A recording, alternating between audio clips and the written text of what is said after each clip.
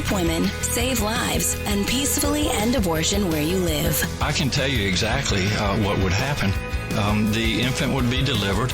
The infant would be kept comfortable. The infant would be resuscitated if that's what the mother and the family desired. You were serious about that? Be inspired to change hearts and minds by joining over 1 million volunteers taking part in the global movement happening in your neighborhood. She says, pray that I can get through this abortion. And I said, oh, no. So she went ahead and went into the abortion clinic. And she just came out. She told us, I'm not going to get the abortion. We just had a baby saved. So we had a baby saved in Memphis today. Praise the Lord. This is the 40 Days for Life podcast with your host, Sean Carney. Hello, and thank you for joining us today on the 40 Days for Life podcast. I'm Sean Carney, the president of 40 Days for Life, and your host for this podcast, which is dedicated to helping you end abortion where you live. We have been critical of some of the messaging we saw for life during the election, and we will not just complain, we will cover messaging today. And so this will be a messaging podcast, and somebody who always has good messaging, but not always good messages, is Mr. Steve Carlin, who joins us from Madison, Wisconsin. I got a lot of messages for you right now, mister. I'm just glad it was for you and not me. I thought he might be trying to turn it, and I'm like, nope, it's going to be Steve. It's going to be Steve. I was hoping it was going to be for you, too. Heather is here. Yep. This is the lame intros that you get. Yep. I sense a deeper depression than you normally have. You're always depressed, obviously. Everybody knows that. But in winter, we're like the dead of winter. But don't you look up? I mean, how far? Like for us, it's late January. We're probably in February. Like it's our coldest month, but we always get a little up to like 75, 77.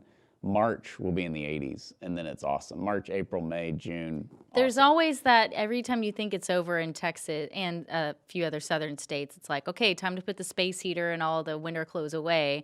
And then there's that surprise April 15th. It's 40 degrees outside today, and then it's really done. So. Yeah, and I always leave like fleeces and stuff out and a few jackets because we go to California a lot. Like for 40 Days for Life. And then sometimes you'll be there and it's at night and it's, June and 50 degrees. Didn't you text us in November with a picture that there was snow? Was it before or after Thanksgiving? There was snow in Madison. So when it's still 75 degrees here, Steve's looking at snow. Well, my question is, how are you holding up? Are you like borderline Hannibal Lecter, or are you like, no, things are good? Here's my problem, Sean. As someone who has utterly failed at the interior life, the spiritual life, the ascetic life, I'm looking at things and thinking, right as things start to get better and we come out of this frozen abyss, this year, that's when Lent starts. Oh, no. So that's bad. 'Cause you'd rather you like early Lents. Let's get it all over, Get it the pain all, at once. yeah, all the pain at once. Well, I love Lent, and it's funny because Lent usually means good weather here, and it's always weird when you have Good Friday and it's 78 degrees and sunny, and it's like gorgeous, and it's like the saddest day in the year, and so. We've had it rain a few times, but it's really rare. But I didn't think about that. You're actually going to start getting rid of your ice. Is that really realistic, though? I mean, it's like snowed on Memorial Day for you. That's true, but you usually know, like, once you hit March, we get more snow in March than any other month, but it's going to go away. The sunlight is direct enough that it's by April 1st, most of the time, it's going to be gone. And so my, ideal dream scenario, again, failure of the spiritual life here, I want Easter to fall on March 31st, baseball season to start on April 1st, and then everything is happy and we don't have to do penance for a very long time again. I like that plan. I support it. My question to you is, are the Christmas decorations still up? Oh, yeah, they are. And your lights will be up for another month, right? Because you can't get on an icy roof more than a month. Yeah, and can't is a little bit of a relative word sometimes. Sometimes I just don't want to get on the roof, but it's possible. We'll see how long into February it's icy and covered in snow and perilous and treacherous. How sturdy are your gutters? Can you hang from them? You don't need Haven't gutters tested it. anymore. That's like a new thing. You know how they said high cholesterol is no longer a problem? That's something I saw on YouTube. Okay. But it's got to be. It's got to be true. It's got to be true. Gutters. I saw a video on it, and I got rid of mine, like 4 years ago. You got Really? rid of them? I was Why- paying.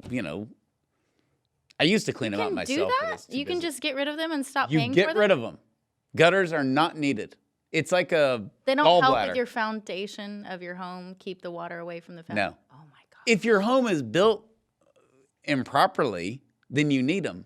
But water should naturally flow away from your house. I'm telling you. YouTube is amazing. You can be a genius in like 10 minutes. But like it all flows away from your house. See, I'm having. You don't, and then it's beautiful when we get a big rainstorm. It's like sheets coming off the front porch. That you can walk through. Well, I mean, we don't do that, and then we have some of the little things. So you walk through those, pitches, but okay. it's gorgeous. And I remember talking to the guy, and he's like, "Get rid of the gutters." That is crazy. This is very out of character for you, Sean. I know, because I follow the rules. You like births in hospitals, don't like motorcycles, like anything new. That's like controversial that I give birth in a hospital. Yeah.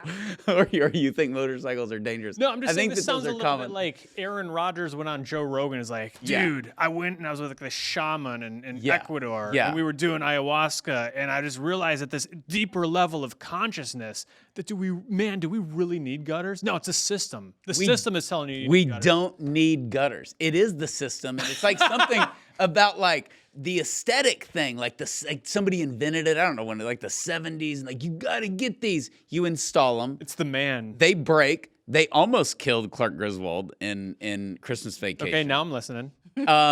And you have to pay to get them cleaned all the time. Look at gutter cleaner ads in the yellow pages and tell me I'm crazy. I got the gutter guards. yeah. I'm telling you, gutter cleaners, Pfizer.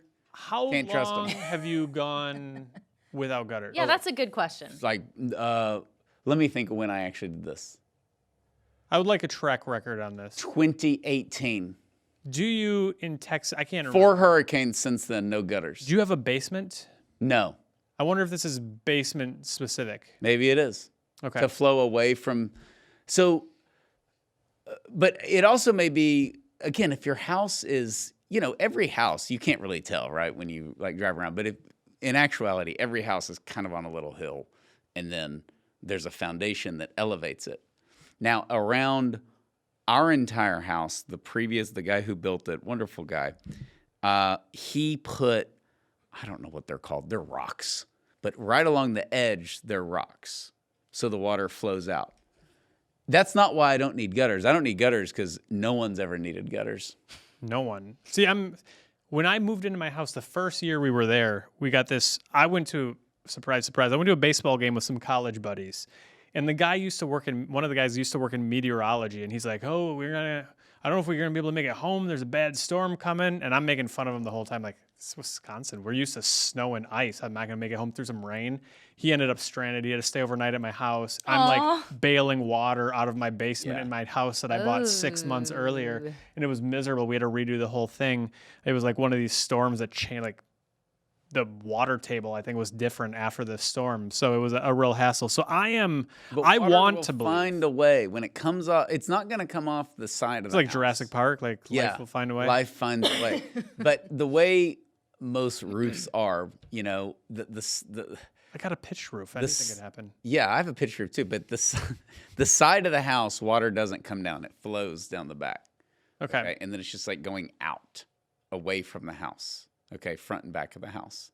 And this is not just some weird thing. I Googled it, and there's like, I'm part of the anti-gutter movement. Because didn't they're a even know there was a pain. movement. Wow. Your house looks better. You take them off, they're all rusted, the paint chips. You take them off, it looks cleaner. And then there was the moment where like we had then had like the massive bunch of line of thunderstorms coming through. I'm like, I hope that guy on the internet was right. And so, but it's awesome. It's been no issue. And we have huge flooding. We've had 4 hurricanes since no gutters. I would welcome our listeners' opinions. I want the on this. opinion. I want to hear. I want people to comment. We're gonna have some like What wonderful... is your strong opinion about gutters? I want to hear We're gonna because have, like, I've Do you been have considering gutters. No, I don't have get them. This is good information. I want to believe. I do. Oh man, has anybody else heard of this? Crew, producer John. You haven't. Oh, no gutters in basement? 35 years. But there is some thoughts to the having basements. Okay, there's a thought to the basement thing. Okay, Franklin, do you got? Meaning you need gutters. you have- if It's you a have step basement? back from You got gutters. nobody needs gutters. Yeah, it is. Oh, Nobody no, ever did. Nobody ever did. Yeah. You see these things where you're like, you don't need like what's his face? Jordan Peterson.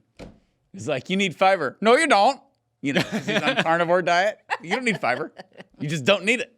You know, and it just sounds weird, but then you're like, I don't know. Maybe we don't. I would dismiss this out of hand if it were from anybody other than you. But I feel like we've got enough Wow. track record. Thank you. That's one of the greatest compliments I've ever received. I've seen you That's encounter and ridicule enough nonsense fads that I feel like there must be really something to this. Okay, so I've criticized so many fads that don't make any sense that are on the internet that when I join one that sounds stupid as all get out, you're like, I think there's something to it. Yeah, like if I had friends that were like, hey, like, you got to join this group. We're going to get on the UFO. It's coming. It's part of this comet. I'm not listening to those guys. If you said, I'd be like, I don't know. Like, I'm praising you right now. You've got credibility. I would at least have to think about it. Here's the backup. Here's the citations that I will tell people. Okay, this is gonna really sound bad, but it was good. On Saturday morning in Houston, there's like a construction builder guy, and he was the first I heard it. Because the guy called, like, hey man, Bill, or whatever. It's like, I don't know why I was listening to this. Must have been like a kid's soccer game. It's like 8 o'clock in the morning on a Saturday. And the guy calls in, he's like, I got this dang gutter, I need to replace it, I can't find the part. And the guy's like, rip them down. Well, I know I gotta do that, but I gotta get new ones. He's like, no, you don't. You don't need gutters. And he said it like that, like it was like, you don't need lungs, you know? And so that's when I was like, because my gutters were a pain and I was about to pay to get them cleaned. So, of course, I'm pro, hey, I get out of this for free. Then I call a, like, gutter cleaner guy. It's just on his website. And I'm like, hey, do I need gutters? And he's like, no, in fact, we don't even clean them anymore. It's just on our website. Oh my gosh. No, it was like a doctor saying, you need to eat more nachos. And it was just like, this is awesome. This is in my like mental file folder. This is right next to aliens built the pyramids. I don't know if it's on that category. I want to believe. I do. Yeah, well, I think I'm going to wake up with a basement full of water. And so check the basement thing. Writing a letter to Sean about that one. But what I'm telling you is that I'm being honest with you so the listener can judge for themselves. But it was like the builder, you know how in the Saturday mornings they have all those like kind of random shows. That's where I first heard it was a local Houston guy. Then a company owner who they do power washing, they do everything, and they just like quit cleaning gutters. They're like, you don't need them. It's like, we'll take them down, and we charge like a fee for that. But then you never have to deal with them ever again. And I paid the guy to do it. And then I just went full-blown Google and realized I was joining a movement. And it's all these, and then there's like, there's all these debates. Like, if you carry a gun, do you keep one in the chamber? Do you not? You know, you have like these like different debates about different issues where it's like this one little detail. Do you need this? Do you don't? You know, is meat good? Is meat bad? Cholesterol good? Cholesterol bad? Doesn't matter. Carnivore, keto, vegan, all that. When you get into the gutter thing, because it's a lot of good old boys. May as well say, don't spank your children. It's like that. It's like thinking. that. But you get into the gutter thing and you're in the gutter. Wow. Yeah. So I encourage people to do their own research, pray about it. How many of make our their own decision. listeners are like writing an angry email now saying, I just bought gutters over Christmas. What you do with your gutter is between you and your God. So we'll just leave it at that. Speaking of being between you Speaking and of, God. okay. We are going to talk about a couple of the hard cases, particularly, well, we're going to get into a few things, but in What to Say When 1 and 2, we share some of the, quote, hard cases. But one of the things that's, and we'll get to rape and incest in a moment. We're going to cover specific stories, so just for the listener, not just the arguments, but a recent phenomenon, aside from gutterology, is this: all women are dying because they don't have access to abortion. And I think most of this was politically driven last fall, where it was like, find somebody who died, Bill. And Bill's got to run out and they don't find anything, so they make it up. And the biggest case was this woman in Georgia, Amber, who they claimed she had complications. She didn't have access to abortion, and then she died. And it was always weird to say that she had complications from abortion, that she didn't have access to abortion, and then she died because of Georgia's pro-life law. Mm-hmm. Yeah. After taking the abortion pill. After taking the abortion pill. And the obvious thing is that it wasn't lack of access to abortion that killed her. It was abortion that killed her. Mm-hmm. It's just like somebody smokes and eats cheeseburgers their whole life, and then they die of a heart attack, and they're like, he didn't have access to cheeseburgers or cigarettes. And you're like, no. He did have access. That was, so this is something that we saw the lady in Texas, which we've talked about before on the podcast, where she said that she had a medical emergency. The state medical board said, no, you don't. So she left the state. She got an abortion. And then she did a commercial against Ted Cruz saying that her life is so hard because of Texas pro-life laws. Her babies are not here. But her babies are not here because she went out of state and had an abortion. She went and had an abortion and then complained that her high chairs were empty. The whole thing is just, they have these made-up scenarios, but I think it's kind of overwhelming for pro-life people when they hear this and they're like, I don't know what to say. Because the woman really did die. There really was. Amber really died. Poor Amber really died. Yeah. But what they're saying is that, and let's just go through this. Basically, they said that she died because she was denied health care because of Georgia's heartbeat law. Mm-hmm. But in reality, she had a complication from the abortion pill that's very common. Most women go in. She didn't go in. We don't know why she didn't go in. And she died. Yeah, it's But if she would have gone in time, she would have been given care. That's the mystery. They think that they're sitting there in the ER going, this is a pro-life state, darling, get out. Yeah. And that she goes out in the parking lot and dies. That's what they're saying. And it's not. And it's difficult to like, they kind of try to, the abortion supporters kind of try to drag us into the weeds on this argument. Like, we don't know exactly why the hospital made the decision that the hospital made. It's not part of the public record. But what we do know is she went to North Carolina. She got the abortion pills. She developed sepsis, again, a known complication of the abortion. In fact, Canada, here in the U.S., we approved abortion pills in the year 2000. Canada, definitely not more pro-life than the United States, waited 15 more years. Why? During the clinical trial, a woman died of sepsis. These things happen. When every now and again they add to that total of women who have died after taking the abortion pill, sepsis is quite often the reason. And so poor Amber Thurman and her baby die due to the abortion pill. They're both lost. Apparently, because the onset of sepsis took place, she needed a D&C to complete the abortion and to prevent that issue from developing.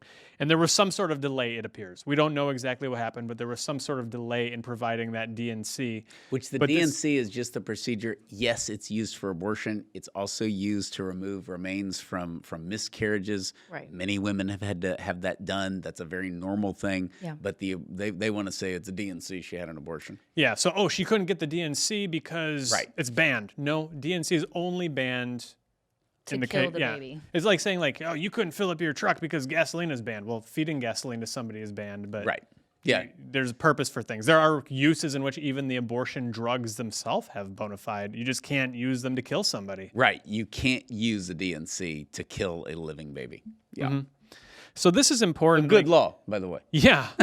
Yeah. And I think that this is a really an illustrative point because, again, we talk about this a lot. There's so many cases of the abortion industry saying women will die, women will die, women will die. Women are dying now that Roe is overturned.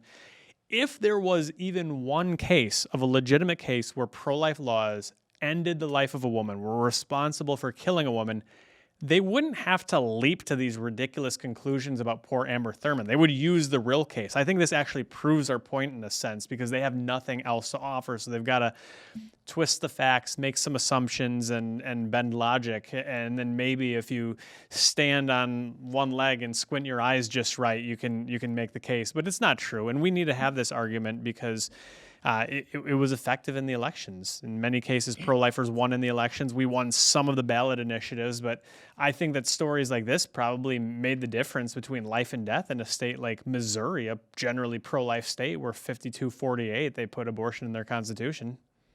And this is the typical strategy of the abortion industry. Not only is all of this kind of meant to muddy the waters and confuse people, but most people don't make that distinction of miscarriage, DNC for a miscarriage versus DNC for an abortion. Although if you ask them, they understand there's a difference. Right. But sadly, medically, a miscarriage is categorized as an abortion, but specifically a spontaneous abortion.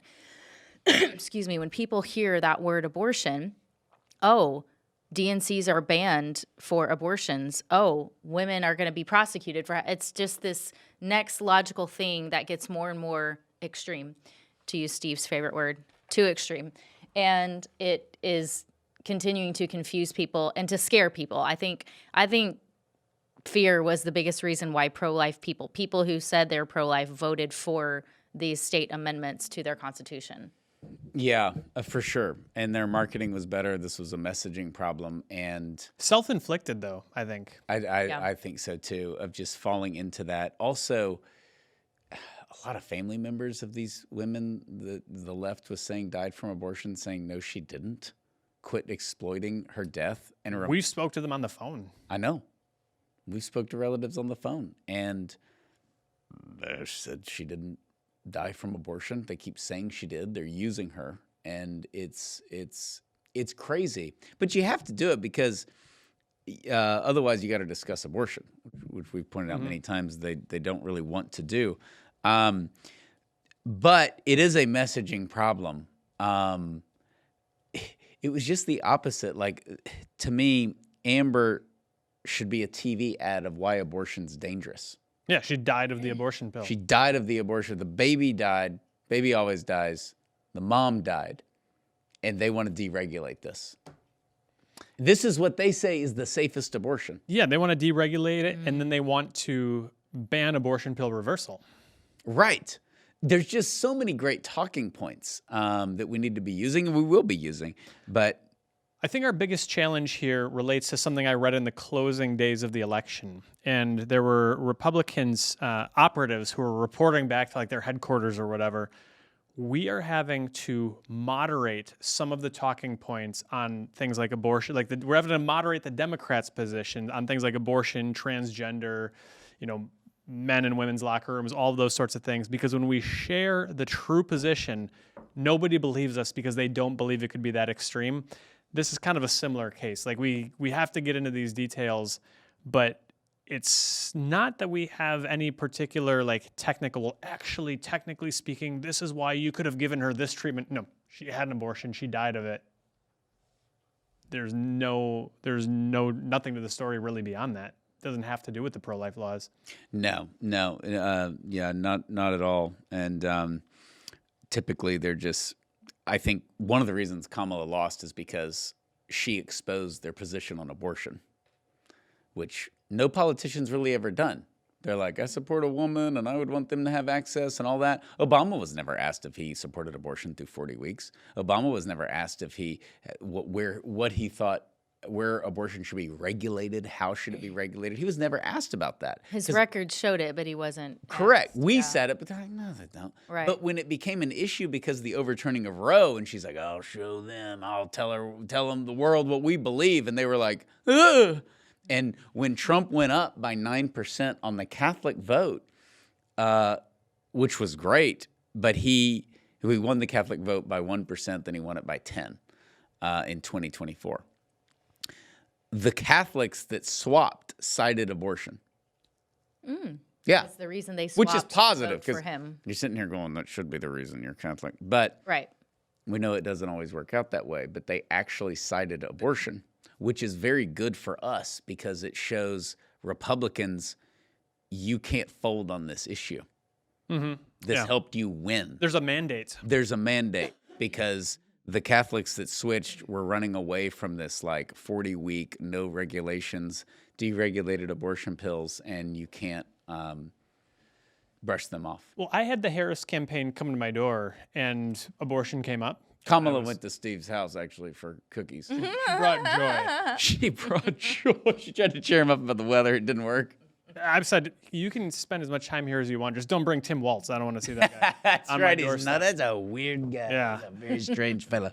But they brought up, like, well, we need abortion. She's going to restore it because women are dying. I was like, can you tell me one of the women who died? No, but they are. Can you tell me what the cause of death is? My mom's a nurse. Do you think you know more than she does? No way. Did they really say that? Yeah. Yeah, the guy really said that. And I say that because this is something where it should bring confidence to the listener. You may or may not remember the details of, actually, she had the abortion. It was a delay in the DNC. We don't know why it was. Yeah. Who's dying from abortion, and what was the cause of death? My mom's a nurse. Yeah, it's like, why did they overturn Roe v. Wade? Yeah. Because they said it wasn't in the Constitution. So yeah, that was definitely part of the problem in the election, and we just have to ask like these basic questions. But going on offense, we're terrified of, supposedly, we're not, but most people are, rape and incest.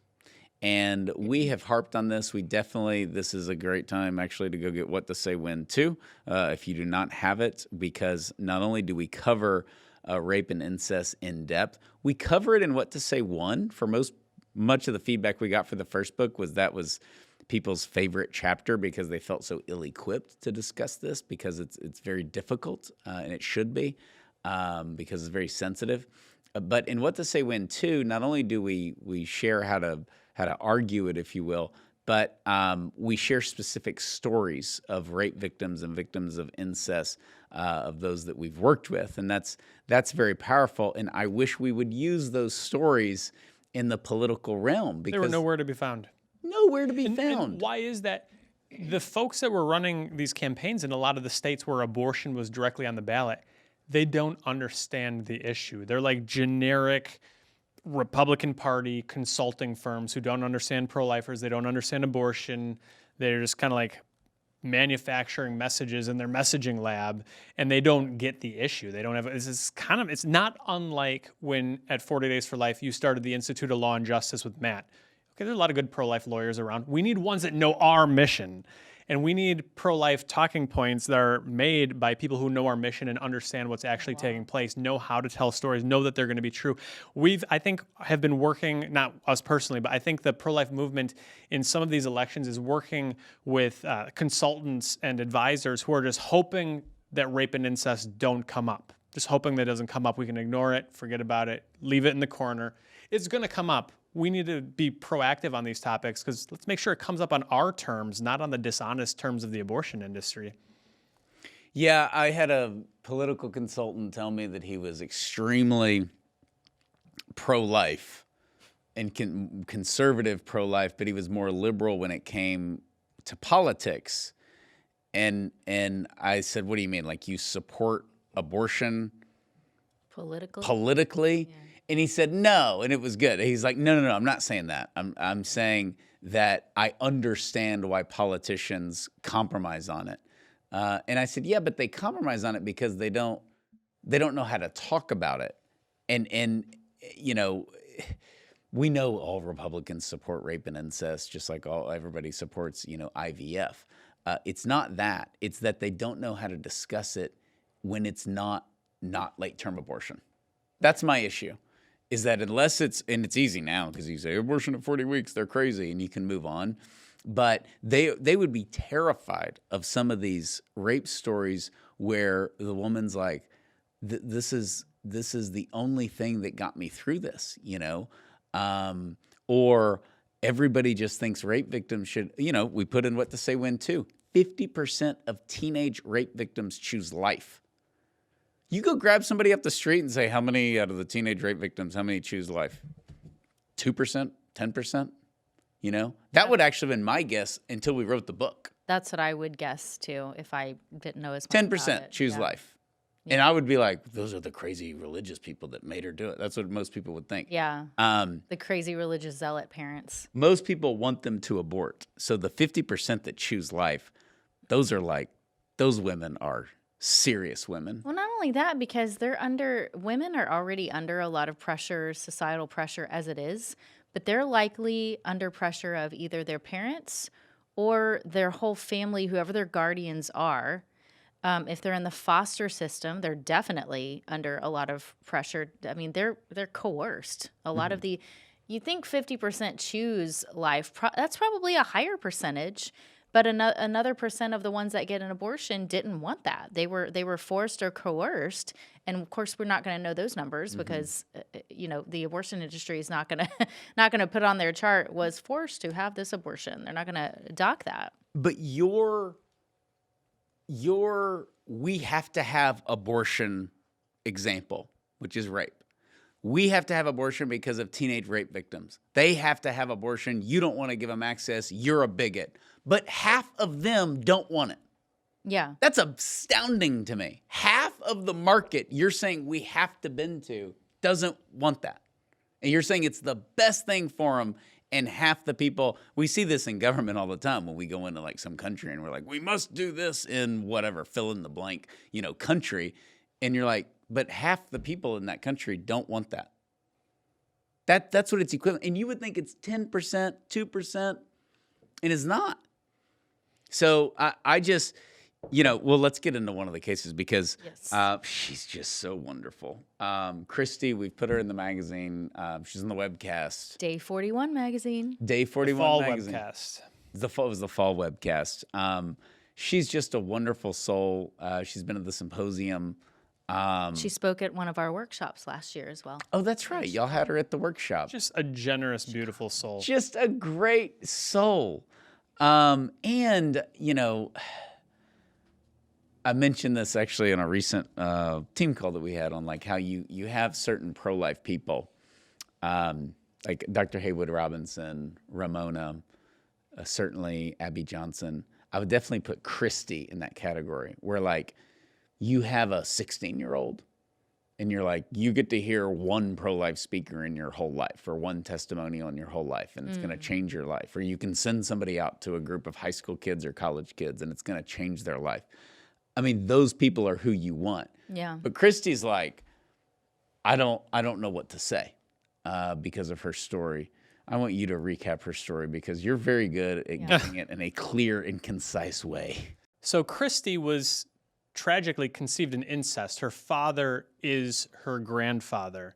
And Christy should have a number of different siblings, and all of them were aborted to basically, most were aborted, and then one was lost to physical abuse. The severity of the physical abuse induced a miscarriage.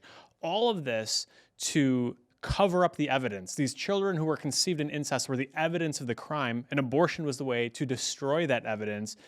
Christy's mother hid her pregnancy successfully, and that's why Christy is alive and well today. But Christy points out there's nothing compassionate toward rape victims, toward incest victims, toward abuse victims, nothing compassionate whatsoever about abortion, because she said, in my mom's case, it enabled the abuse to continue for 20 years.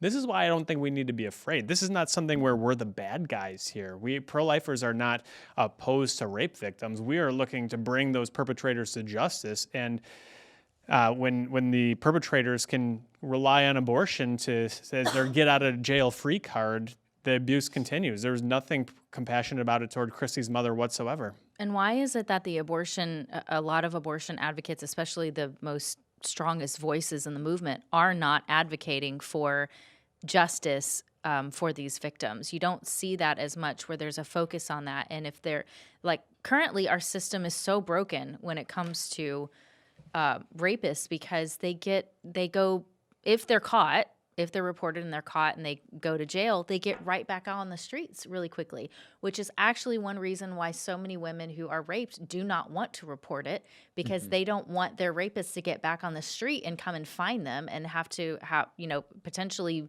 have more abuse upon them.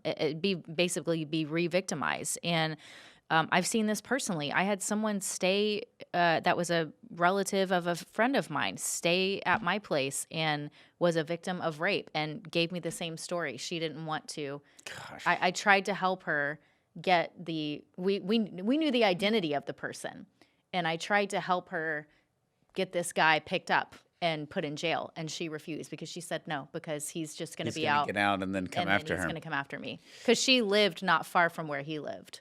And so she was just determined, like, no, I'm just going to let this go.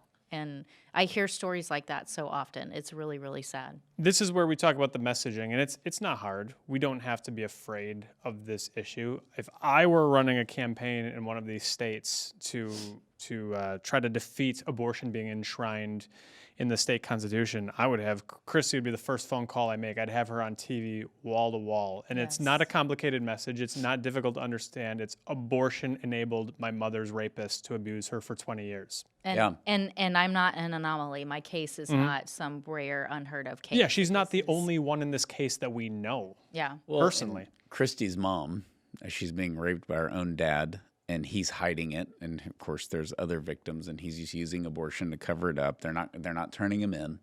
I'm sure the psychological dominance he had, he's probably a total sociopath. But with all that, she gets impregnated by her own dad, has Christy, gives Christy up for adoption, and then later meets Christy and talks about the healing that it brought her. Yeah. Christy was sick when she was a baby, like early on was ill, and Christy's mom spent the rest of decades at that point thinking that Christy had died. And so it brought healing to her to find out that, okay, I suffered monstrous and unspeakable things, but there was a joyful reunion at the end.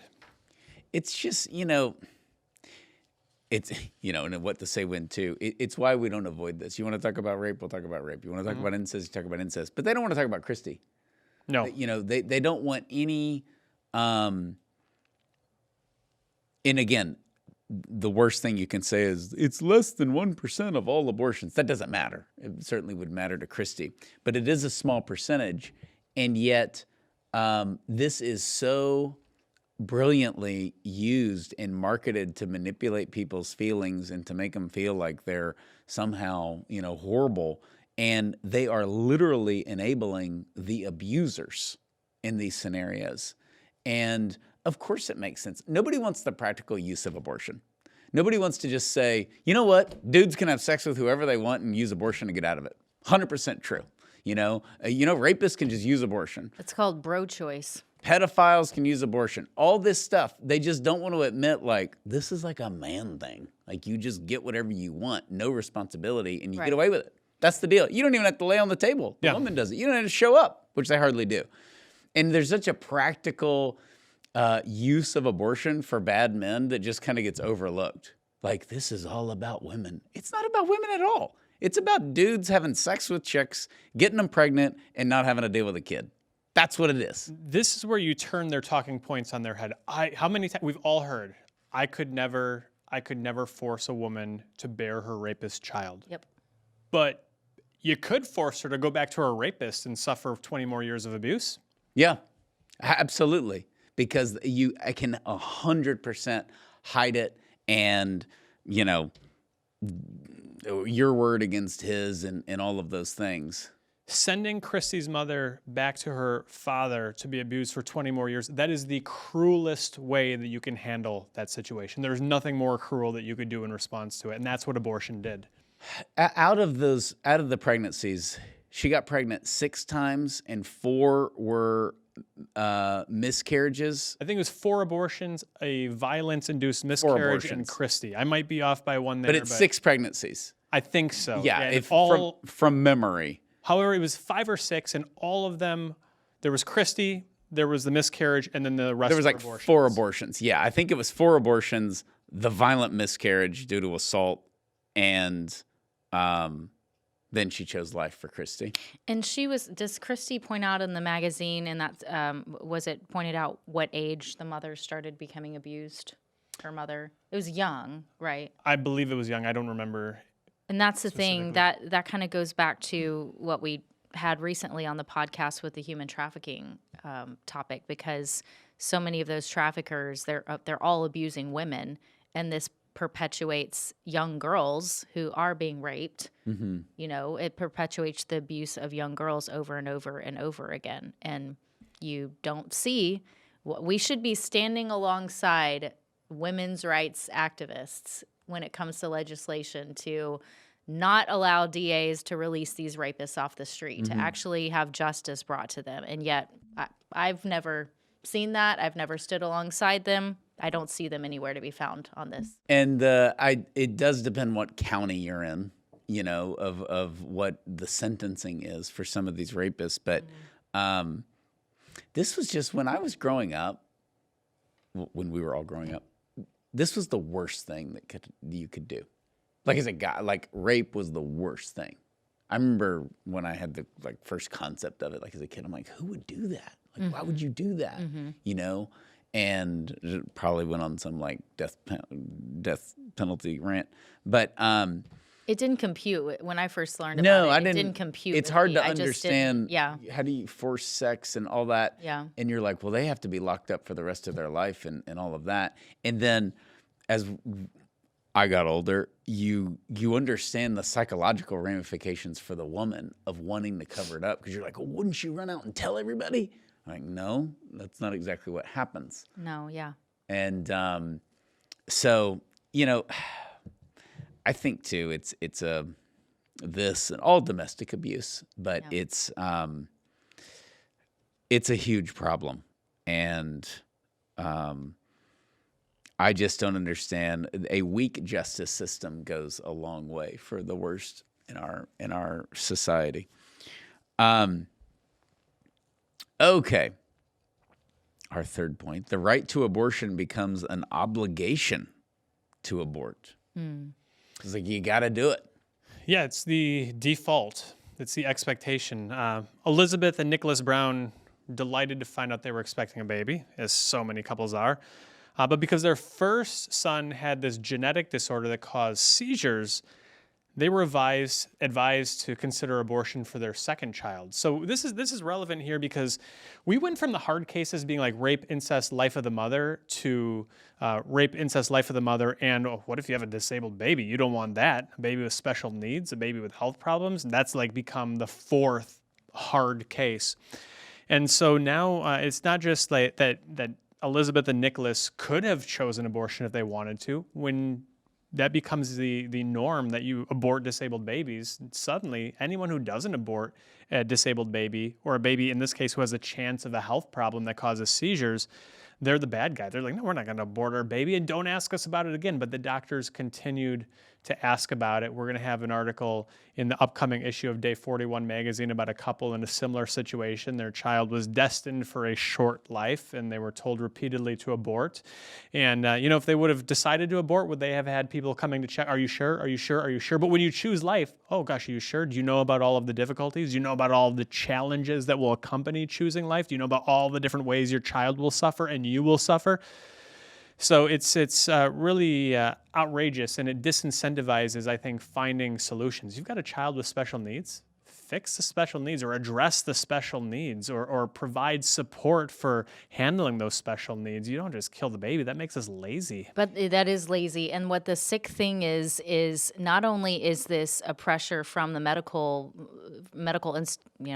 field, you have societal pressure, you have pressure from loved ones, supposed loved ones, and they the irony in all of it is they'll sometimes turn around and say, this is the moral thing to do.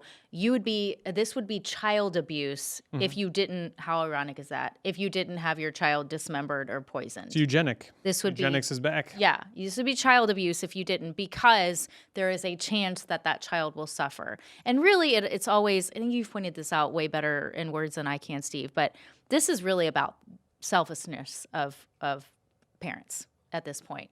You're not really trying to avoid the child suffering. You're trying to avoid you suffering. I don't want to deal with a special needs kid. I don't have the money. I don't have that. I'm not trying to downplay the devastation that these diagnoses can bring, because it is hard to hear, especially if you're wanting this child, all these things. But who promised you that you were going to have a perfect child that wasn't going to have any issues, a so-called perfect child with no health issues, that everything was going to be fine? That's not something that you should automatically expect is going to be guaranteed, you know? Yeah. It's just a rejection of unconditional love, Yeah. which is so freeing. The people that don't want these kids aren't free. They don't. I mean, a child, if your child has special needs, your special needs, Yeah. their needs are your needs. It's your kid. Yeah. It's your baby. Yeah. Like, this is your problem. But it's not a problem you want to get rid of. It's a problem that you're going to be equipped to deal with. And of course, there's just story after story of all the joy and the life that children with special needs have. We have it in my family. My stepbrother, who has cerebral palsy, and it's just crazy to think, you know, we just don't want to deal with this, so we're going to have an abortion. And I have in my family, one of my family members lost a baby that was received a poor diagnosis in the womb. They were pressured to abort, not as immediate as I thought they would be. They denied that, and thankfully weren't severely pressured by the psychologists and medical professionals or anything like that. And they gave their baby a chance, and they kept saying she wasn't going to make it to this point, and then she did, and she wasn't going to make it, she wasn't going to make it. Eventually she was born at 35 weeks, and she, you know, wasn't going to make it to birth, wasn't going to live many hours past birth. She ended up living for 3 months, and of course that was super devastating for our family. It was really hard. But what was beautiful was they shared this story with people on the internet, you know, shared the progress, shared her progress, shared the challenges, the struggles, and they said her life meant something, because we had people messaging us from the other side of the world that we didn't know say they came back to their faith in Christ because of our story. And that gave her life more purpose. And so I think that even if you say, oh, well, yeah, look at Rick Santorum's child who wasn't supposed to survive, and she's 18 years old now, or whatever her age is, it's not that they will survive, and nobody can guarantee that. It might actually be an accurate diagnosis, although sadly a lot of times it's a false diagnosis and then they abort for false reasons. But these children always have a purpose, and there's so much redemptive suffering, I think, in that. And another thing is, people will ask families like this, parents like this who have been through something, if they conceive again, or you guys are not gonna, anymore, because that was awful and you wouldn't want to do that again. Or Right. if that happens again, you'll abort, right? Like, knowing what you went through and everything, that's just not, and it's like, it's just really sad to have that outlook on life. And that goes back to what we've talked about before, where we've tried to, suffering is the worst possible thing. We can't suffer. We've got to do anything and everything to avoid suffering. And that's not what the gospel tells us. No, we know wonderful people. They're just saints, and they were unable to have children. And so they specifically have adopted kids who were unwanted or had special needs. Mm-hmm. They're just like living saints, wonderful people. And, it's like it's the total opposite of the other approach. They're going out. They don't have to. They could adopt other kids. They could not adopt at all and just be like, okay, this is our whatever. Right. But they're out there adopting the kids that are the most unwanted. I think one of the best ways I've seen this summed up is a family that I know. It's like the brother and sister-in-law of a friend of mine, and they have a little girl with Down syndrome. I don't remember, this was maybe for World Down Syndrome Day or an awareness. I can't remember what it was, but they published this photo, and it was the mama and the little girl, and the mom's just holding a sign that said, "She will teach you to love better." Oh, yes. That's just so beautiful. And it's so true. And I don't know if y'all have seen the video on Twitter of the 47-year-old Down syndrome man, and he hasn't seen his like 80-year-old dad in a week, and he's at the airport. It's a famous video. It's on YouTube. Oh, it's the best. And so the kid with Downs is like 47, but his dad's like 83. And for this is the first time they were apart for a week, and the 47-year-old kid with Downs just runs over, and he's just like pounding on his dad, like hugging him and kissing him and all this. And wow. It's just absolutely beautiful. And that sums up what Steve said, like he'll teach you or she'll teach you to love better. And, you know, don't we want that? And in the end, on the opposite side of it, you never get past that abortion.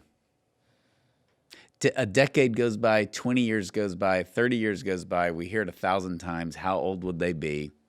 Would it have been that hard? Could we have done it? I mean, to this day, I still get so many older people, 70s and 80s. You know, I have 8 kids, or they see me at mass or whatever. And of course, it's like we're full blown, like busy, like it's crazy. We have a 5-year-old and a 19-year-old. It's either like, you have so many blessings, or you guys want to have a TV at home. Yeah. We Like don't even care about those comments anymore. Yeah.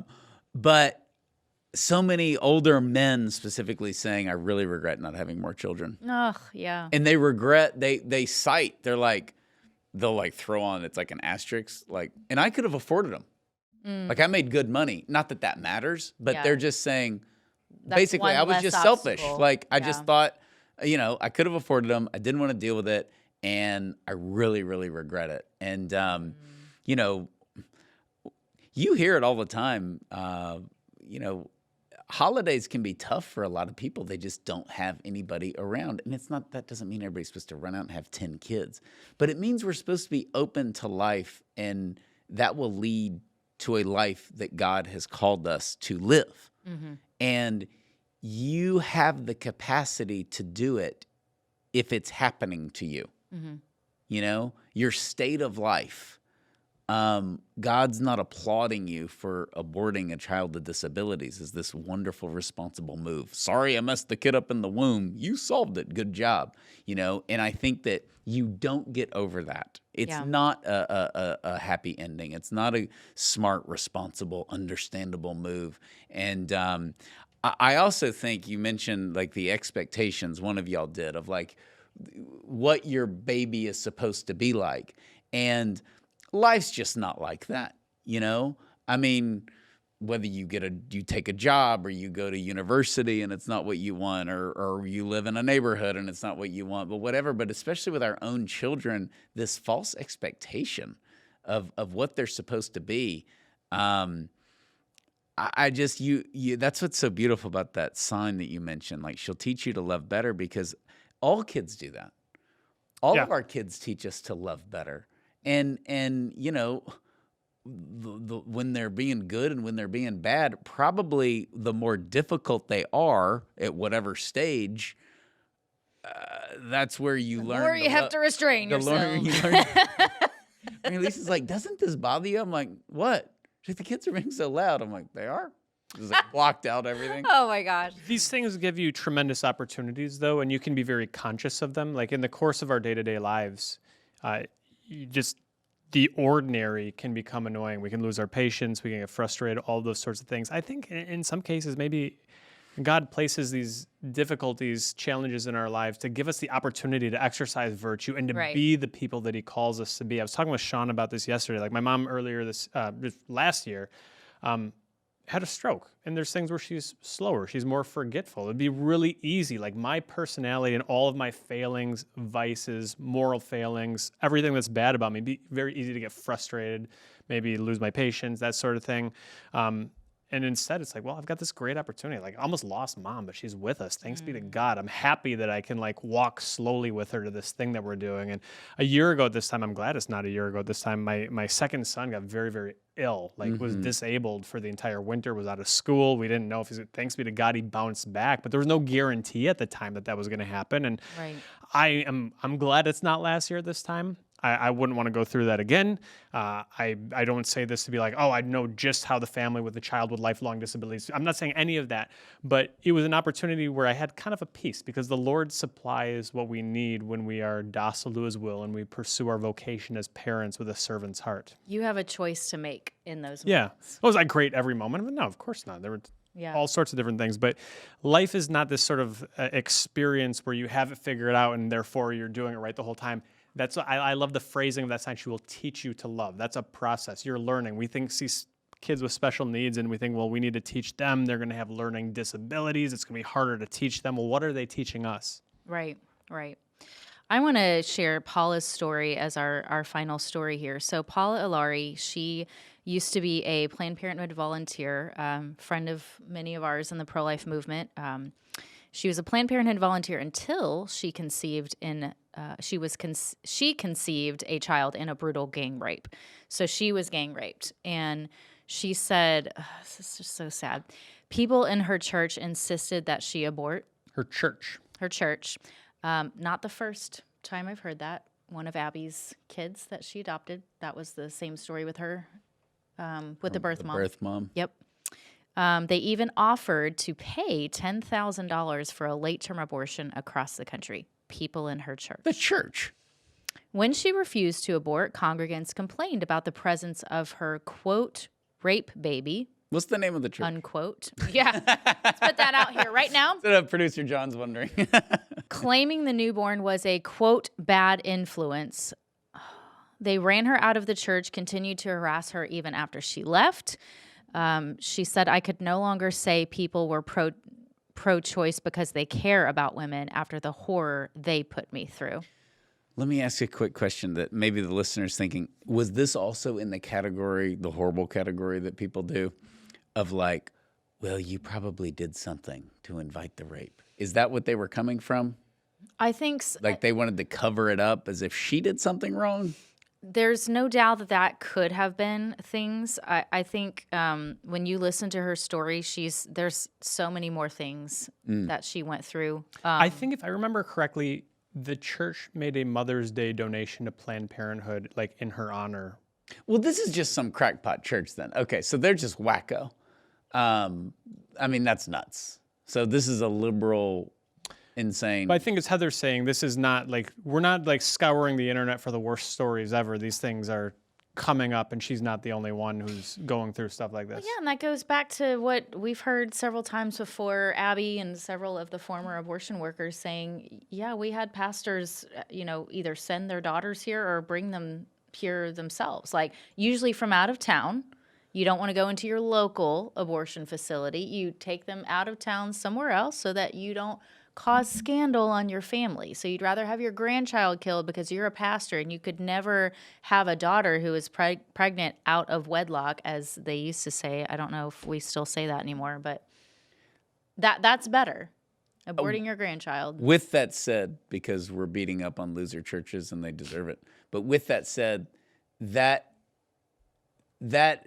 has come a long way over the last 30 years of like, well, you get pregnant, you better have an abortion because your daddy, the pastor, that was the Southern Baptist for John Frank. But yeah, it's more compassionate now that, hey, we're going to help you. It was wrong. Shouldn't have happened. But you're having the baby. The premarital sex was wrong, not the baby. Not the baby, exactly. Yeah. That's a natural result, actually. Right. But that was wrong, but the result is not, and we're going to help you. And the fact, and it's like if these people, it's clearly doesn't sound like they even thought about offering her a baby shower or help in any way at all. But it's like some churches are afraid, they don't condone abortion, but they don't want to show anybody that they're helping the mom because then that would condone sexual promiscuity. And it's like, why can you not make that message clear that this is not? Yeah. And you can. I understand the balance of it and the Yes. struggle. Yes. And that like it's all of a sudden my aunt was a teacher and she said there can be this thing in high school of like the girl who's pregnant gets all the attention. Yes, And then right. everybody's like, well, maybe I'll go get pregnant, you know? And Right. it's like, what world are we Exactly. living And that in? has happened. Yeah. And so I think that there needs to be the stigma is not created from the outside. It's created because the act itself is wrong. You had sex before marriage. You're not supposed to do that. And now you're pregnant. But handling that and messaging it is, to me, not very difficult. That, of course, that was wrong, but it's also not the end of the world. And that doesn't mean that you run off and have an abortion to hide it. Yeah. Which, by the way, will make it worse. And then when later you admit that you had an abortion, it's going to out you anyways that, well, obviously you were having premarital sex. It's sort of, I think the premarital sex thing is similar to a phenomenon that you've pointed out when we talk about Pride Month and just this inordinate focus on like same-sex stuff. It's just a sin. Yeah. It's just a sin. It's bad. You can't condone it. Like we're not trying to diminish that sin is deadly and all of the harm that it brings to you and to others, but it's just a sin. And like that, it's just a sin and it is a sin. Mm-hmm. Because now I think that the premarital sex thing that's just normal. You date, you live together before you get married. All that stuff is just totally acceptable. And I think that's horrible. And just sociologically speaking, that's terrible. But it's the reminder that it's a sin and a reminder that, yeah, like you're going to move on. It doesn't mean that what's horrible is making somebody else pay for your sins through abortion, you know? Yeah. And that's what it's like, shame on the church that is encouraging abortion for what? Reputation? It shows what a radical concept mercy is. We talk about it, God is merciful, Jesus is merciful. We talk and almost take it for granted sometimes, but it's easy to kind of like, it's a sin, it's deadly. Lust is one of the deadly sins. There's a million ways you can look at it. I want to be careful to not sound as though we're justifying it. But at the end of the day, Jesus is merciful. You don't have to compound sin into now there's a life lost and a woman scarred and a father wounded and 4 grandparents who will never hold that grandchild. You don't need to proliferate sin because you don't think you can be forgiven for the first one. But even like the people in that church, like whether it be the victims of rape or the pastor's daughter who gets pregnant, the easiest thing is to reflect upon your own sins and realize how merciful our Lord is to us, how patient he is with us. And what we do is we take that, and instead of applying that mercy to everybody else, we say, oh, well, we shouldn't care about anything that anybody else does. It's the definition is, misguided mercy. It's not that. It's that, we ourselves are actual sinners and we need forgiveness and we seek forgiveness when we need it. And it's what's so beautiful about the sacrament of confession. If you're Catholic, it's such a great, not just moral practice, but a psychological one, where you say the horrible things that you've done. And that, when you reflect upon that, you're more merciful towards other people. And we've just done this thing where there's no sin, so there's no mercy. And we've created a cruel society. I think that's why these people woman was gang raped and they told her she needed to get an abortion for $10,000 out of state. I think because in her courage in choosing life and her strength, it's like when you've got the friend who loses, like the people, you've got a friend who loses weight. Now suddenly I want to tempt him with Twinkies because I feel bad about my own eating habits, or like the smoker never wants his friend to quit smoking. I think it's a similar thing. Like Paula showed the people in her church everything that they are not. Everything that they are not. Yeah. I think it's why the Pharisees hated our Lord. Good point. There we go. Yeah. Little scripture reference. Okay. Well, again, we have all the good stories. They have sad stories, which is 14-year-olds are raped every day, rah! And women are dying, which women aren't dying from abortion. I think they want them to. It's kind of awkward. They're like rooting for death. Like, hey, we better get out there and find a woman who's died from an abortion or lack of access to abortion, but it doesn't happen. They have sad stories, but we have sad stories too, but they have hopeful endings. And they're rough, but they have hopeful endings, all of them. And there's nothing hopeful about telling somebody that their baby has Downs, therefore they need to go get an abortion, have an obligation to get an abortion. What a dire, cold, heartless thing, or covering up the crimes of a rapist, with abortion, saying that you're helping women. So whatever the crisis is, when we encounter a woman in crisis and tell her as a society, I'm sorry, the best we can do is we're going to take your money and we're going to kill your baby, it's just not good enough. It's not good enough, and it's totally dilapidated. Okay, with that, we want to remind everybody, as we did earlier, just as a talking point, because we got into this, but you should get What to Say When too, not because Steve and I wrote it. That's part of the reason.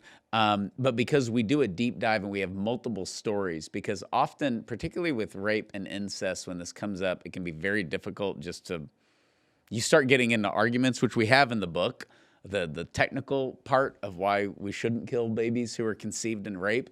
But sometimes when you get into that, people are like, well, you're just cold-hearted and all that. It can be better sometimes to start with a story. And we have plenty of those in the book. So be sure to get the book. So thank you, Steve. Thank you, Heather. Be sure to rate, review, and share this podcast. And be sure, not as important as this topic, but important, email us at podcast@40daysforlife.com, whether you are part of the anti-gutter movement alongside me. You can also put your comments on the YouTube page, Pro-Gutter, Anti-Gutter. Help a sister out. I need to find this out. Pro-gutter, anti-gutter. Heather bought a house. Your first house? Yes. Okay, come on. Come on. Okay, first-time homeowner. Heather needs to know. Pro-gutter, anti-gutter. And do you have a basement? And do you have a basement? Yes. The way you said that was creepy. So let's go ahead. So be sure to rate, review, share this podcast, and we will see you next time. God bless you.